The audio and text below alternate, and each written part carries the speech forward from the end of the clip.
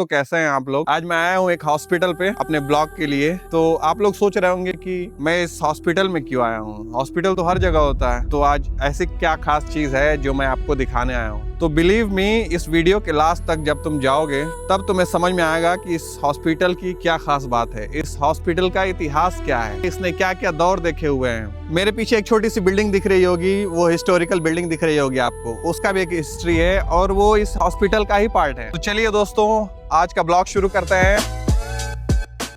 इस जगह ने क्या क्या ट्रांजिशन देखा हुआ है, जेल, बीमारी का वार्ड, फांसी की जगह और अब फिजियोथेरेपी क्लिनिक। आज का प्लान ये है कि आज डे में शूट करेंगे। रिवर यहाँ पे है वो दिखाऊंगा, पार्क दिखाता हूँ। अभी जब तक मेरे अंदर कॉन्फिडेंस है भूतिया बंगला के अंदर जाने का, बाहर का शूट सारा कर लेता हूँ, नदी दिखाता हूँ और फिर 10th फ्लोर का व्यू दिखाऊंगा आपको इस बिल्डिंग का। और आपको पता है बिल्डिंग में गैलोस भी है।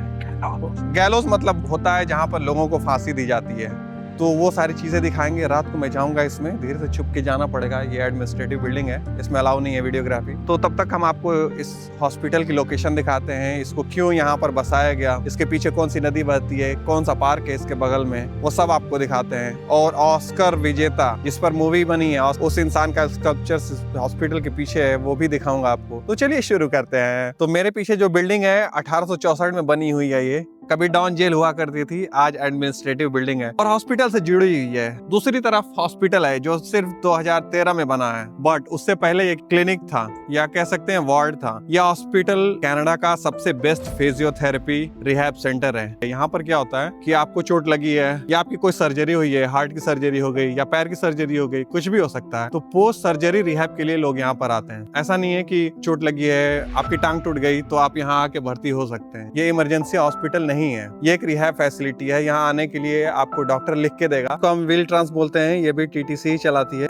ये एक्चुअली मरीजों को लेने ही आती है। तो एंट्रेंस के पास पुराने साइनेज बोर्ड्स थे 1910 या 20s के, तो ब्लैक एंड व्हाइट फोटोज थे सारे। उसमें आप देखेंगे तो गार्ड्स का यूनिफॉर्म दिखेगा। तो क्या जमाना रहा होगा, आप सोचिए, गार्ड्स अपने यूनिफॉर्म में, कैसा फील होता होगा पुराने दिनों में जब ये जेल होगा। तो वो फीलिंग जो है, वो जिसको हिस्ट्री पसंद है उसको बहुत ट्रिगर करती है। जैसे मुझे हिस्ट्री बहुत पसंद है। अभी मैं वहीं खड़ा हूँ 1960 में। बस मेरी जिंदगी और उन लोगों की जिंदगी जो यहाँ पहले खड़े थे या जो जेल में थे, बहुत अलग है, बहुत ज्यादा अलग है। एक जरूरी बात, क्योंकि मुझे यहाँ आने से पहले भी नहीं पता था, जेल और प्रिजन का फर्क क्या होता है। जेल वो जगह होती है जहाँ तुम अभी लॉयर का इंतजार कर रहे हो या कोर्ट प्रोसीडिंग का इंतजार कर रहे हो। तुम्हारे दोस्त ने तुम्हारे खिलाफ कुछ लिखवा दिया, FIR करवा दी, पुलिस आएगी, 2 डंडा मारेगी, उठा के तुमको कहाँ बंद करेगी? जेल में बंद करेगी। प्रिजन में नहीं जाओगे, अगले दिन प्रूफ होगा या फिर जब भी तुम्हारी डेट आएगी। हमको तो पता है हिंदुस्तान में तारीख कब आती है, तारीख पे तारीख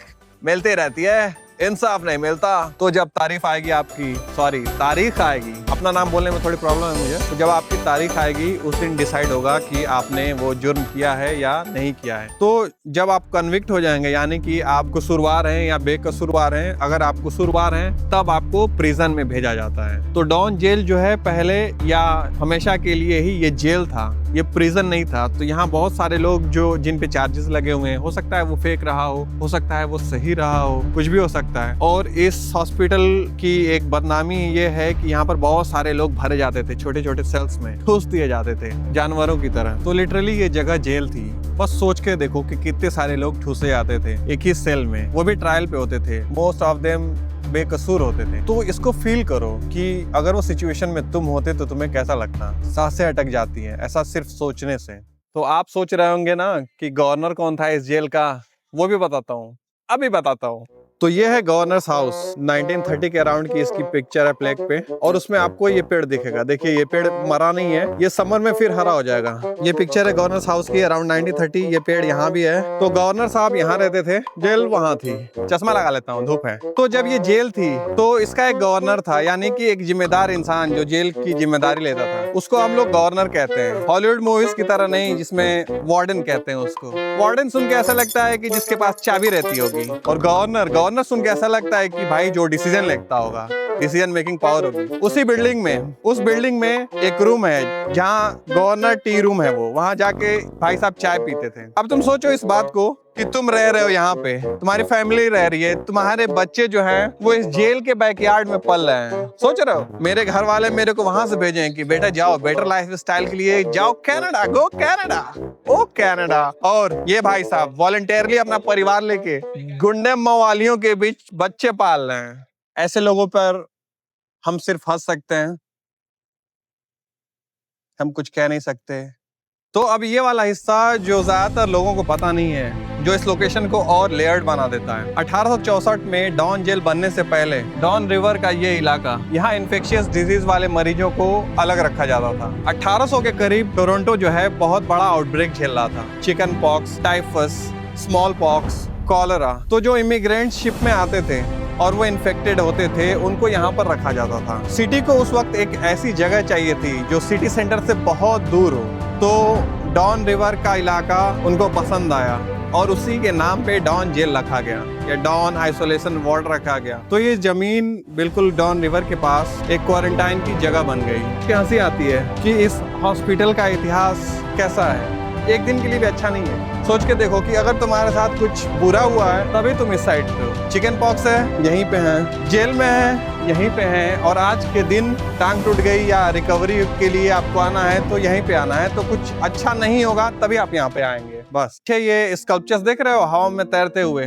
ये सिर्फ स्कल्पचर्स नहीं है, ये इंसान की कहानी है, गिर के फिर से उठने की, चलने की, अपने पैरों पे खड़ा होने की। तो एक आर्टिस्ट था विलियम लेशमैन, उसने सोचा कि लोग जब यहाँ रिकवर कर रहे हैं तो उनको एक उम्मीद देते हैं, तो उसने वो ये आर्ट्स बनाई हुई है। ठीक है, साइड हो गए हो, थोड़ी खुशी चाहिए, मेरे साथ आओ। बहुत ज्यादा साइड हो गए होगे ना हॉस्पिटल की कहानी सुन के, जेल, कैदी, बीमार, क्या एकदम सुबह से बोर किया जा रहा है, रुला रहा है। तो थोड़ी सी खुशी देता हूँ। अभी मैं जहाँ खड़ा हूँ इसका नाम है रिवरडेल पार्क। बड़े बड़े पेजेस अगर फॉलो करोगे ना टोरंटो कनाडा के, तो उसमें ये पार्क जरूर दिखाएगा, वहाँ लोग बैठे रहते हैं, पीछे से सीएन टावर दिखाएगा। तो ये वो पार्क है और उधर वैली में बह रही है डॉन रिवर, जो कि कनाडा की एकमात्र ऐतिहासिक नेचुरल लैंडमार्क है जो अभी भी है। तो वो भी आपको दिखाएंगे उधर जाके हम लोग। और ये पार्क आप एक बार फिर से देख लीजिए अच्छे से। कुछ लोग अपने परिवार के साथ आए हैं, रनिंग ट्रैक भी है। उधर वाला एरिया दिखाओ जहाँ कुछ लोग वहाँ एक्सरसाइज कर भी रहे होंगे, आपको दिख रहा है ना। तो ये रनिंग के लिए, फैमिली स्पॉट के लिए, कुत्ता घुमाने के लिए, और खुद अकेले यहाँ घूम सकते हैं। और फिर मुझे ये दिख जाता है, मूड सरक जाता है मेरा, सैड हो जाता हूँ, दुखी, गुस्सा सब आ जाता है मेरे अंदर एक टाइम पे। छोड़ो गाइस, ठीक है, अब आगे मुझे कैनन दिखाई दे रहा है। कैनन के बारे में बात करते हैं। इस पार्क में एक एलिजाबेथ द्वारा दिया गया गिफ्ट एक तोप के तौर पर रखा गया है। बताइए, दोस्ती के नाम पे पहले लोग गिफ्ट में तोप देते थे, क्या दोस्ती होती थी। ठीक है, मुझे इस कैनन के बारे में बात करनी है क्योंकि जब मैंने पहली बार इसको देखा था मुझे लगा मैं इमेजिन कर रहा हूँ।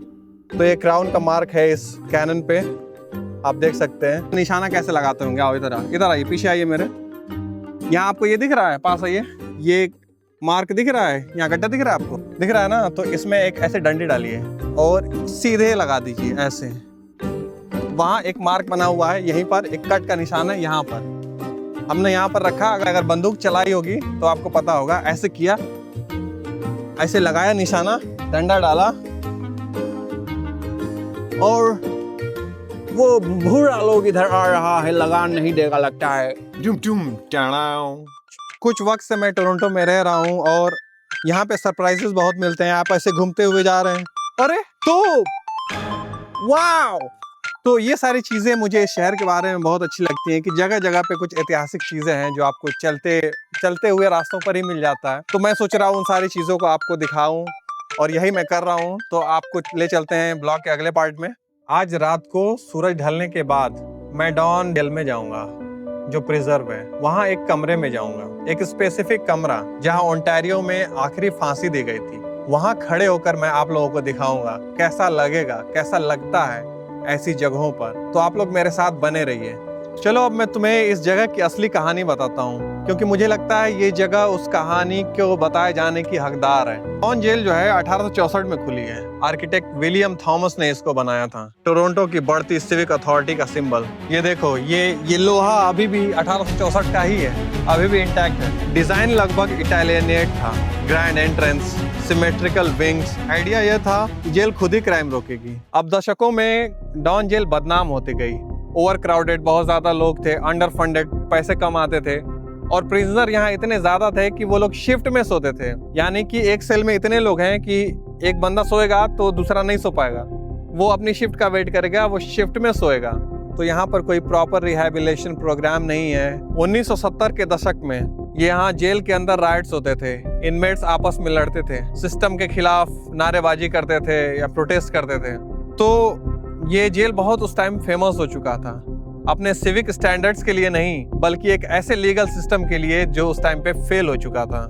और याद रखो, अंदर का एक बहुत बड़ा हिस्सा सिर्फ रिमांड पे था, मतलब ऐसे लोग जो ट्रायल पे थे, जो कन्विक्टेड नहीं थे, अभी इंतजार कर रहे थे। और ऐसी सिचुएशन में रहना जहां तुम अभी ट्रायल पे हो, मुझे लगता है वो ऑलरेडी तुम एक सजा काट रहे हो, तुम जेल में नहीं गए हो। हम बात करते हैं दोषी साबित होने तक निर्दोष। 1977 में ये जेल बंद हो गई और उसके बाद ये बिल्डिंग रुकी रही। डिबेट चले कि क्या किया जाए, इसका रखा जाए या तोड़ दिया जाए। लेकिन उसके बाद वही किया गया जो हमारे यहाँ किया जाता है, कोई स्कैम बहुत बड़ा हो जाए, नाम बदल दो। तो इन लोगों ने डिसाइड किया कि यहाँ पर एक हॉस्पिटल बनाते हैं। तो 2013 में यहाँ पर एक हॉस्पिटल बना रिहैब के लिए, जिसके बारे में आपको बता चुका हूँ कि पोस्ट सर्जरी रिहैब है, यहाँ पर कोई इमरजेंसी हॉस्पिटल नहीं है। और आप देख सकते हैं ये कनाडा के one of the best hospital में से एक है आज। तो हॉस्पिटल बन गया, लेकिन जेल का क्या किया गया? जेल को प्रिजर्व किया गया। जेल का 20% रखा गया एज ए हेरिटेज, जो कि मैं कहता हूँ बहुत ही अच्छा डिसीजन लिया गया। हमारे यहाँ होता तो पूरा तोड़ दिया जाता। तो अभी इस जगह पे कोई सर्जरी के बाद चलना सीख रहा है, और दूसरी तरफ कहीं किसी बंद कमरे में एक इतिहास है जहाँ एक फांसी का तख्त अभी भी उस तरह ही पड़ा हुआ है जैसे वो 1864 में था। मैं यहाँ सोच कर आया था थोड़ा हिस्ट्री, थोड़ा ब्लॉगिंग और थोड़ा सा स्पूकी वाइब, बट यहाँ एक्सपीरियंस देख के मुझे अब अजीब ही लग रहा है। ये मेरे प्लान में नहीं था आज के, बट ब्लॉगर हूँ, नए नए एक्सपीरियंस मिलते रहते हैं। तो चलिए आगे चलते हैं। ये गेट कीपर का हाउस है। यहाँ आपको स्ट्रीट आ जाएगी और दूसरी साइड में आपको वो जेल दिखेगा। मैंने अभी पढ़ा कि इस बिल्डिंग में यानी कि इस हॉस्पिटल में पेशेंट्स के लिए टीचिंग किचन है। तो सोच के देखो, एक ऐसी साइड जहाँ पर सालों पहले फांसी दी जाती थी, आज वहाँ पेशेंट्स को टीचिंग, उनका केयर ऑफ किया जा रहा है। तो ये स्टोरी थोड़ी इंस्पायरिंग तो है, और ये देख के ऐसा लग रहा है कि हम लोगों के लिए भी जिंदगी में थोड़ी उम्मीद है। ठीक है, अब सूरज ढल रहा है, अब धीरे धीरे हमारा भी वक्त आ रहा है बिल्डिंग में जाने का। अंदर जाने से पहले एक बात समझनी है कि 1962 में यहाँ 2 लोगों को फांसी हुई, आर्थर लूकस और रोनाल्ड टर्पिन। ये ओंटारियो में फांसी पाने वाले आखिरी 2 लोग थे ओवरऑल कनाडा में, यानी मृत्यु दंड खत्म हुआ 1967 में। और ये हॉस्पिटल के सामने एक चर्च जो अभी रिनोवेट होने वाला है, और ये कुछ दिनों में तोड़ दिया जाएगा, यहाँ कुछ और बनेगा। तो मैं बस इतना कहना चाहता हूँ कि अगर मैं यहाँ से गुजर रहा हूँ तो मुझे पता होना चाहिए कि यहाँ के इतिहास क्या है, हिस्ट्री क्या है। तो गाइस, आपको ले चलेंगे अगले ब्लॉग में अंदर जेल के। आज मुझे परमिशन नहीं मिल पाई, इसके लिए मैं माफ़ी चाहता हूँ। आपसे मिलते हैं अगले ब्लॉग में, और मैं कोशिश करूँगा कि मैं आपको अगले ब्लॉग में इसका अगला पार्ट ही दिखाऊँ। मैंने अभी परमिशन के लिए मेल करा हुआ है उनको, तो देखते हैं जैसा होता है। आपको अगले ब्लॉग में मिलता हूँ, तब तक के लिए खुदा हाफिज़, टेक केयर।